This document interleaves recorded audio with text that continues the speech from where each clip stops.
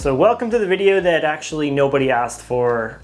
It's a question that, well, nobody asked, but I'm gonna answer it anyway. So this is the GORUCK Bullet 15 liter in Coyote Brown. This is the GORUCK Plus Carryology GRXC1 Guerrilla X something something Dyneema blah blah blah. This is GORUCK's cheapest backpack. Sold out at the moment, but I heard they're coming back soon. So this is GORUCK's cheapest backpack. This is GORUCK's most expensive backpack. Obviously sold out now, but you can still buy it used or like that. This backpack cost $135 US. This backpack cost $525 US. We're gonna talk a little bit about what does that $400 get you, $390, but you get the point. The question is, what does that $400 give you? What does it get you? What's the reason you get this instead of this? Of course you might say, why don't you compare this to a normal GR1? The thing is, a normal GR1 is $325. That's still way out of a lot of people's price range, although the $135 that this bag costs, it puts it in the price range that a lot of people could probably afford. So I want to tell you why I think this is also a great bag, and for some people this one is. First thing, the big difference between these two is the material. The material on this is 500D Cordura nylon. Cordura nylon is super reliable and very robust material, and it will last for a long time. This is Dyneema with a gigantic name that I can't remember, but Dyneema has a lot of different variants. This is very heavy Dyneema. I believe it's 5 or 6 ounces, and it is a very weather resistant. A note on weather resistance first before we get into anything else. I saw a post in the Carryology Facebook thing about how somebody was asking why their bag wasn't waterproof. Well, the thing is, bags have, well, holes, like, you know, where the stitches go, and those holes are holes. So even if this material is 100% waterproof, which it pretty much is up to a certain point, those holes will leak. So yeah, of course, in a small amount of rain, you're completely fine. In a fairly big amount of rain, you might be completely fine too. The thing is that if it's sitting in a puddle of water or a ton of rain, those holes will eventually leak. They are holes. Some bags have things called seam taping, which something like the Bellroy Apex has, which stops rain altogether. That is a different thing. This bag doesn't have that, and most bags don't, but for the minor things, it'll be completely fine. This bag has this. This is the first thing you get for your extra dollars, is this rain flap, which you can see this bag does not have a rain flap. So this is both a good thing and a bad thing. Of course, it's good when it comes to rain. It's a little bit bad when it comes to smoothness. So this bag zippers are, I mean, they've gotten better, but it's not exactly the smoothest of experience. There are some things you can do, like grab here, pinch there, shake your toes, twist around, and you can get it to be smooth. The problem is that I don't want to tap my heels every time I want to get around the corner of my bag. This is not always the case for GORUCKs, but on this Dyneema material one, which was a 0.1, it is the case, so it's stiff. What I end up doing is flipping this back anyway, most of the time, like so. So then you end up with the same deal you have here. So kind of moot point, if it does rain a lot, that is good to have. You can flip it over and keep the rain out. So point number one, that's where your money is going. Well, I guess two after the, you know, the material.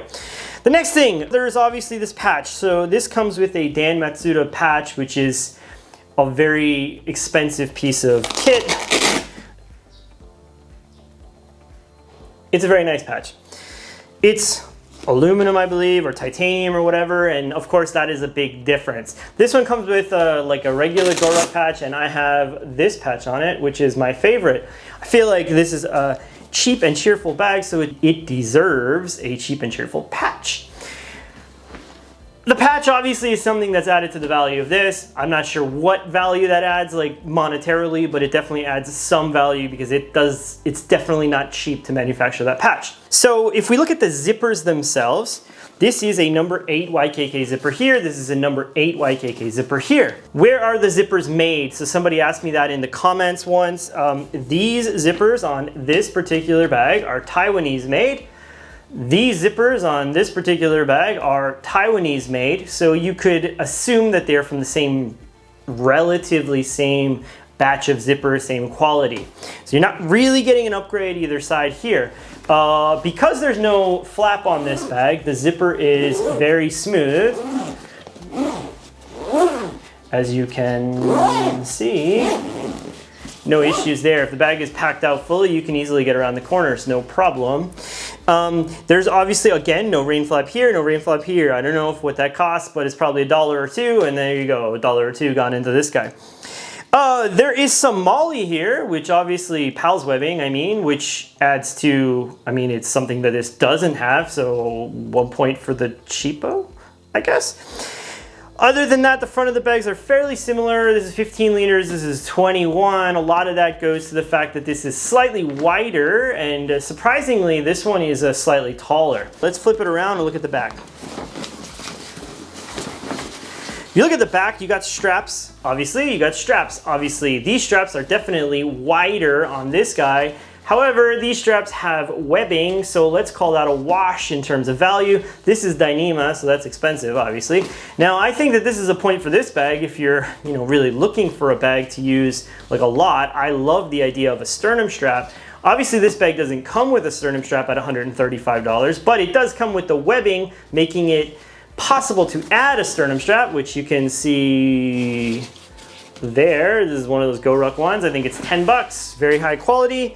Works as advertised, like so and so. Coyote brown, very nice.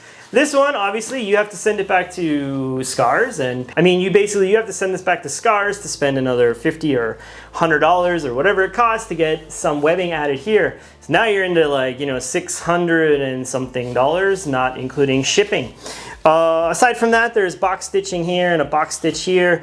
The straps themselves are very nice. The back panel on this guy, so the back panel on this guy, it has a frame sheet. So the frame sheet is plastic. It's not something that would cost a ton of money, I don't think, but it is there and it needs to be sewn, and there's like a Velcro flap that holds it in.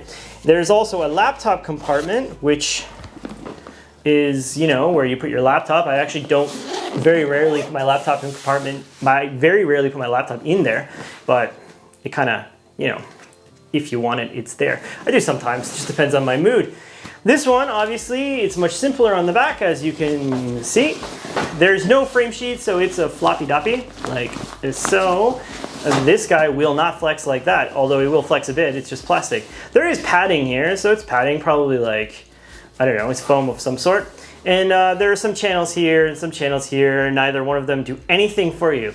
Both of the bottoms of the bags are padded. It's Dyneema on this side, which while is very, very tough, it's not exactly like poke friendly or scratch friendly. So, if my cats got at this, you would definitely notice, whereas I don't think you would notice on this. This back panel is from the newest Bullet. This is 210D, and it's kind of a big upgrade over the way they used to do it, where it would be 1000D on the back here or 500D. This 210D is very friendly to your shirts and your back and all those kind of things. It's also that way on the inside of these straps. These straps are slightly curved, as you can see, although I don't think that's technically a curve, but the straps themselves are very comfortable. This webbing and this webbing feels exactly the same. There's a little bit of webbing here, which actually raises the laptop up in the laptop compartment, so it's not hitting the ground. Again, nothing to do with that over here. So that's a big upgrade in money. I'm sure this is probably $75 to $100 worth of value, as it were. Do you need it? Well, I guess that's up to you to figure out. And back to the front. Now, I will say this webbing stuff here is I've added myself because I use this as a camera bag and I stick a tripod in there. The actual handles are basically, I mean, this one I cheated because I added some paracord. I was too lazy to take it off for the video's sake, but it is, I will say, the exact same handle, except for it's slightly thicker on this side, slightly thinner on this side, but this bag is smaller, so that kind of makes sense. I would say that overall, they are a wash. maybe slightly better here. Now, this is the first big upgrade for me, aside from the laptop compartment, is you'll see there's no zipper here. There is a zipper on this guy. That is not the case with normal GR1s as of now. The Heritage GR1s that were just pre-ordered will have this, and the old Heritage 26 liter, which was from like 3 or 4 months ago, they have this. This is a quick access pocket, which you can open like so and get in, and you can store some stuff. Whether or not this is well, for me, this is the most valuable feature of this bag. I bought it basically because of this. In this bag's case, if you want quick access, you're looking at this front guy here. These pockets on the front, this front zipper, I will talk about the pockets a little bit. This pocket is very usable in this bag particularly, as you can see. And that is mostly due to the fact that this bag is slightly malleable or kind of usable 500D cordura. That makes a big difference when it comes to using this bag, whereas 1000D is quite stiff, and this Dyneema is extremely stiff, although you can still use it. And there is, I believe, 500D here on the inside. That said, for me, if it was between this bag or this bag for that pocket alone, I'd probably say this one is slightly more usable. Whether or not that's something that matters to you. I mean, it helps a lot with this particular bag because it doesn't have that top quick access pocket. So let's get into the bags and talk a little bit more. Now,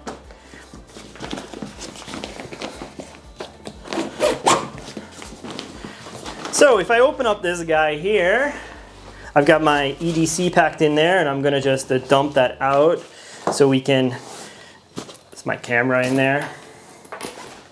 And then this is my laptop. I tend to keep my laptop in this part of a bag so that I can grab my laptop and my Wiredopp at the same time when I'm using a GORUCK, and I don't have to flip the straps over. That's something that this one obviously doesn't have. That laptop compartment, so it doesn't matter.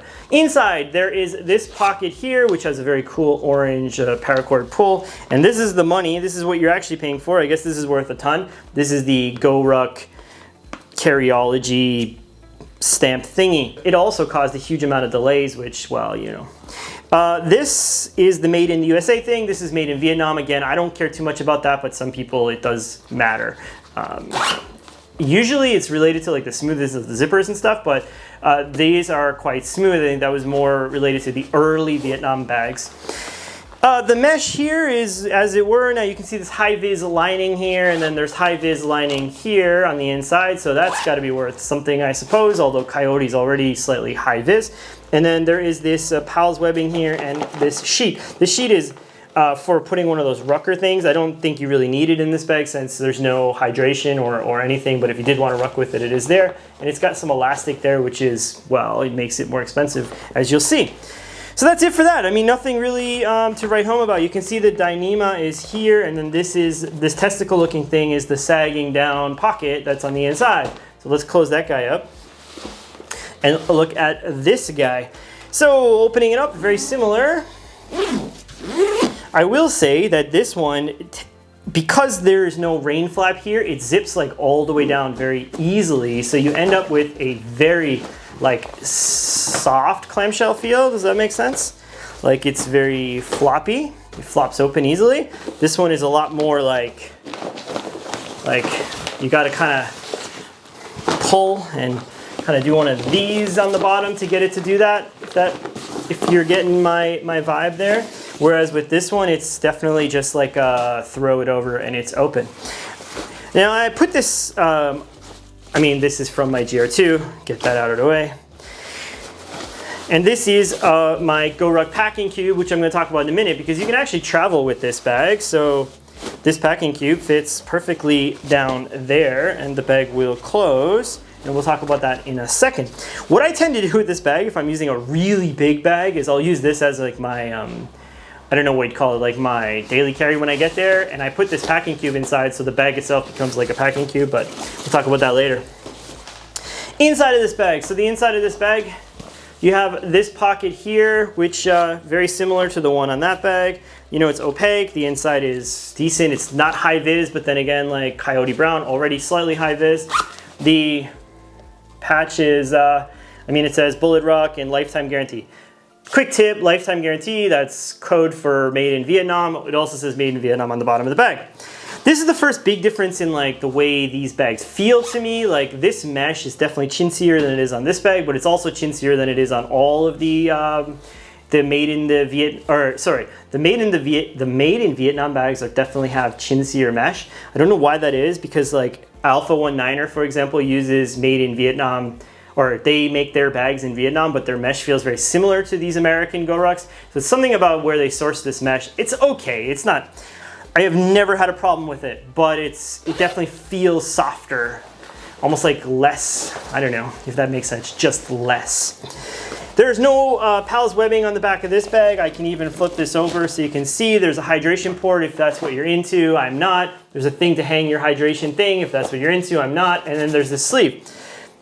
No elastic, it's literally just a sleeve. Now for me, because I tend to put my laptop in a sleeve, it doesn't really make much of a difference, because now I'm basically in the same spot as I was with the other one with my laptop in there, in that Tom Bin sleeve. If I pack this out for my daily carry, let's see, will it carry the same amount of stuff? This is my camera in this Evergoods thing. This is my Wiredopp in here. This is my clothes in there. And so yeah, I mean, basically you can carry the same stuff. The only thing is with this bag, my wallet and stuff would probably go here, whereas on this bag, it goes up on the top.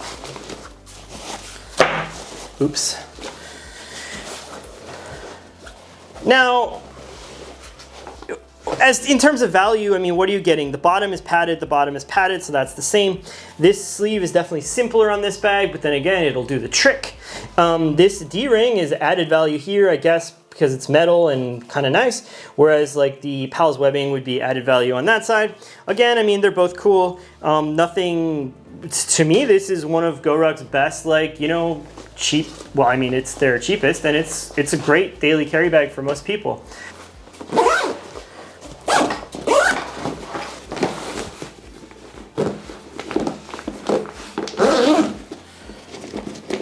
I'll tell you one thing, $400 does not get you smooth zippers. Okay, so we have these two here, and yeah, we've been tying a bunch of my crap over here, but I guess I could, my photographer brain says I should like move some over here to like get the balance down. Okay, so we got these two bags here with a bunch of my stuff, and what do I think? So, I mean, obviously if you're a bag nerd, which we are, if we're watching this video, we're probably a bag nerd. If you're a bag nerd, I mean, you're gonna go for this one. Why? Because it's the bag nerd bag. It's the bag that the bag nerd would buy. If you're a regular person who doesn't care about things like Dyneema, should you get this bag? I don't think so. You should get this bag, because the things that you get for $400 it's just not enough. It's literally not enough. That top pocket is not worth $400. This material is already pretty weather resistant. It's not worth $400. There are tons of reasons why it's not worth $400 more than this product. It's still a GORUCK. It still has a lifetime warranty. It's still got, you know, great straps, amazing build quality, all of those things, and it's you know, you don't have to worry about somebody stealing it, because you know your bag is, well, it's your bag and you can chuck it around, and I use this bag as a chuck around bag all the time. So to answer your question, to answer my question, finally, this is what I'm gonna say. $400 gets you this.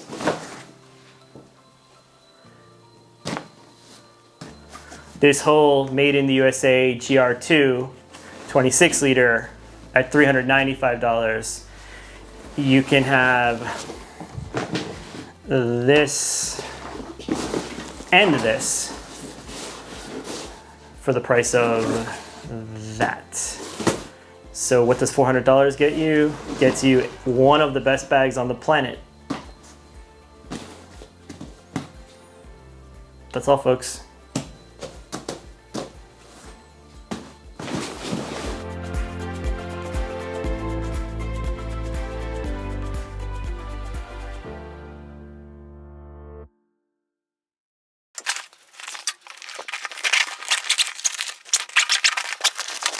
You might be curious what I'm doing.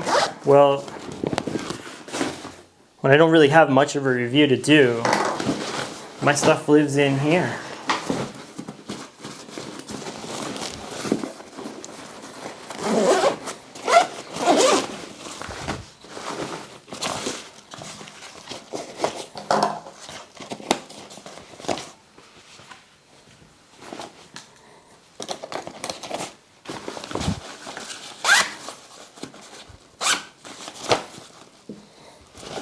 If you've stuck around this long, I very much appreciate it.